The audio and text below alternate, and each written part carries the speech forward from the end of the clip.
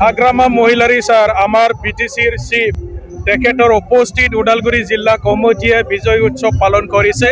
কাৰণ ওদালগুৰিৰ ৰাইজক আমি ধন্যবাদ দিব লাগিব, ৰাইজক আমি কৃতজ্ঞতা জনাব লাগিব। ৰাইজে আমাক আজি মেণ্ডেটটো দিছে চৰকাৰ চলাবৰ কাৰণে। চ' ৰাইজে আজি 5টা সমষ্টিৰ ভিতৰত 5টা আমাৰ MCLA সকলক তেওঁলোকে জিকাই দিছে।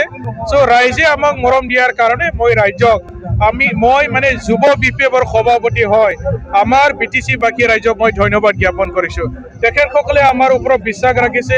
হাগ্ৰামা মহিলাৰী ছাৰৰ আৰু আমাৰ BPF দলৰ আদৰ্শ নীতিক ৰাইজে মানে ভাল পাই পেলাই আজি আমাক ভোটদান কৰিছে আৰু আজি আমাক ক্ষমতাত আনিছে।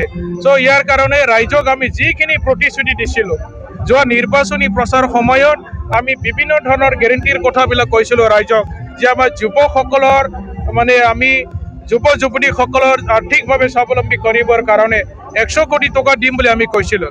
কিন্তু ইতিমধ্যে আমি কামবিলাক মানে অফিচিয়েলি আৰম্ভ কৰিছোঁ। মাটি পাটা দিম বুলি আমি ৰাইজক প্ৰতিশ্ৰুতি দিছিলোঁ। মাটি পাটা দিবৰ কাৰণে যিখিনি যাৱতীয় ব্যৱস্থা কৰিব লাগে, অফিচিয়েলি যিখিনি মানে প্ৰস্তুতি কৰিব লাগে, সকলো ধৰণৰ আমাৰ প্ৰস্তুতি মানে অফিচিয়েলি যিখিনি মানে কাম কাজ কৰিব লাগে, সকলো ধৰণৰ কাম কাজবিলাক ইতিমধ্যে আৰম্ভ কৰিছোঁ। আৰু ইয়াৰ বাহিৰেও আমাৰ ৰাস্তা ঘাট দলং ওদালগুৰি জিলাবাসী ৰাইজৰ কাৰণে মিনি ছেক্ৰেটাৰিয়েট মানে ওদালগুৰি ৰাইজে কোকৰাঝাৰলৈ যাবখিনি যথেষ্ট মানে কষ্ট হয়, বহুত দূৰ হয়, মানে এদিনত কিছুমান কামবিলাক মানে এদিনতে হৈ নুঠে। চ' ইয়াৰ কাৰণে ওদালগুৰিবাসী ৰাইজ আৰু আমাৰ বাক্সা জিলাবাসী ৰাইজৰ সুবিধাৰ কাৰণে হাগ্ৰামা মহিলাৰী ছাৰে মিনি ছেক্ৰেটাৰিয়েট অফিচ এখন স্থাপন কৰিম বুলি কৈছে। ইতিমধ্যে এই কথাটো আকৌ মানে আজি উত্থাপন হৈছে আৰু আপোনালোকক মই জনাই সুখী হ'ম যে কম দিনৰ ভিতৰত ইয়াৰ হয়তো আধাৰশিলা হ'ব পাৰে।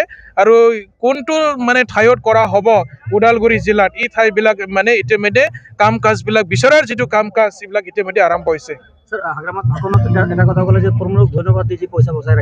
প্ৰমোদ বড়ো ডাঙৰীয়াই পইচা ব্যৱহাৰ কৰিব জানা নাই। যোৱা 2024-25 বছৰত যিমানখিনি বাজেটৰ টকা আছিলে বহুত পইচা ৰৈ গৈছে আৰু তেওঁলোকে পইচাটো ব্যৱহাৰ কৰিব নাজানাৰ কাৰণে আমি মানে নতুনকৈ যদিও চৰকাৰ গঠন কৰিছোঁ, এই পইচাবিলাকে আমি ৰাইজৰ ডেভেলপমেণ্টৰ কাৰণে ব্যৱহাৰ কৰিবলৈ সুবিধা পাইছোঁ। আৰু ইয়াৰ কাৰণে হাগ্ৰামা মহিলাৰী ছাৰে প্ৰমোদ বড়ো ডাঙৰীয়াক আজি মানে ধন্যবাদ জ্ঞাপন কৰিছে। আপুনি যে পইচাবিলাক ব্যৱহাৰ কৰিব পৰা নাই, তাৰ কাৰণে আমি 2 মাহ 3 মাহটো চলাবৰ কাৰণে সুবিধা পাইছোঁ। ৰাইজৰ কাৰণে ডেভেলপমেণ্ট কাম কাজ কৰিবৰ কাৰণে প্ৰমোদ বড়ো দিনৰ মানে বাচি যোৱা পইচাখিনি আমি মানে ব্যৱহাৰ কৰিবলৈ সুবিধা পাইছোঁ। তাৰ কাৰণে হাগ্ৰামা মহিলাৰী ছাৰে নিজৰ ভাষণ প্ৰসংগত প্ৰমোদ বড়ো ডাঙৰীয়াক ধন্যবাদ জ্ঞাপন কৰিছে। এইখিনি কথা।